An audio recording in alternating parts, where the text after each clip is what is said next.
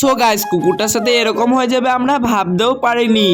আজকে আমরা যাচ্ছিলাম হচ্ছে নানুরের উদ্দেশ্যে, কারণ আজকে আমাদের হনুমান উৎসব, তার জন্য হনুমানের একটা পতাকা আনতে যাব। আমরা আছি হচ্ছে রাস্তায়, এখন আমরা চললাম সেই দোকানটার খোঁজে। তো চলো এবার যাওয়া যাক। আর এটা হচ্ছে নানুর সিএম হাই স্কুল। তো চলো এবার আমরা দোকানটার খোঁজে যাচ্ছি। তো দোকানটা অনেক খোঁজাখুঁজির পর আমরা পেয়ে গেলাম। করে জাহাজটা লাগিয়ে দিয়ে অচ্যুত দাদা শুধুতে লাগলো যে পতাকা পাওয়া যাবে নাকি। কাকু বললো হ্যাঁ পাওয়া যাবে। তো চলো এবার ভেতর দিয়ে যাওয়া যাক। পতাকাগুলো কাকু এদিকে খুলে খুলে দেখাচ্ছিল, আর অচ্যুত দাদা দেখছিল যে আমরা কোন পতাকাটা নেবো। আর আমি বললাম যে ওই পতাকাটাকে নিয়ে নাও, সো এই পতাকাটা আমরা নেবো। তো চলো এটাকে প্যাকিং করার পর চলে যাবো বাড়ি।